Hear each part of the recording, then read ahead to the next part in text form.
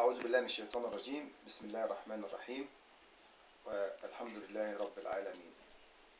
هنتكلم في الحلقة دي إن شاء الله، ربنا يوفقنا إن احنا نفيد أنفسنا وإياكم عن الجن. احنا طبعا بنتكلم عن تفسير الأحلام، لكن لازم ناخد بالنا من حاجة مهمة جدا، إن إيه هو الجن أصلا. إن احنا يعني هل في ناس تقول لك لا مفيش حاجة اسمها جن، ما جن إلا الإنسان، ما عفريت إلا لبني آدم. الكلام ده مش مظبوط.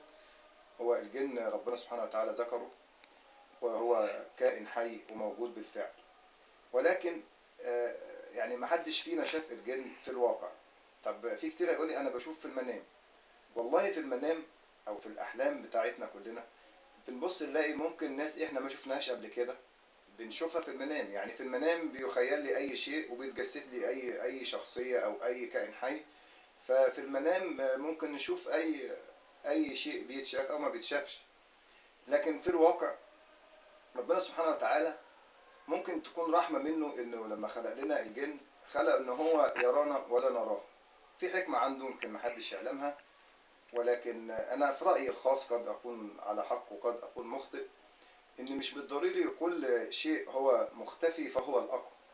يعني حتى معروف ان الخفاء بيجي للشخص اللي هو عمل خطأ او عمل باطل، فبيحب يختفي، بيحب ما يكونش موجود، وبالتالي فده يدل ان الجن ضئيل.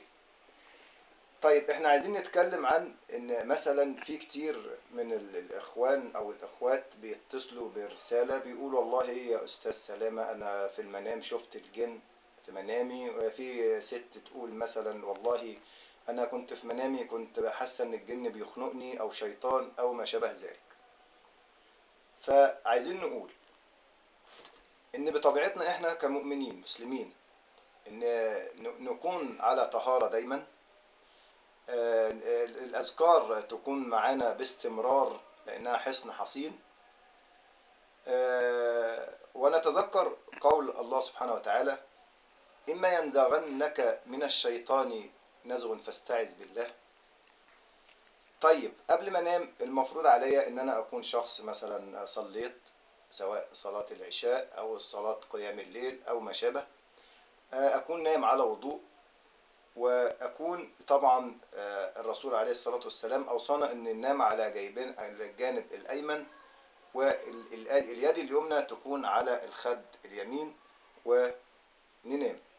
طيب إيه اللي عايز أضيفه؟ يعني ما كلنا عارفين الكلام ده. طيب أنا لما حد يقول لي والله أنا في المنام أنا شفت الشيطان أو أنا شفت الجن، طيب انت ايه اللي خلاك تقول انك انت شفت الشيطان او شفت الجن؟ ففي بعض من الناس يقول لي والله حلمت بقطه سوداء قوي فخنقتني وانا نايم. حد تاني مثلا يقول والله كانت في ضفدعه انا حسيت ان هي جن.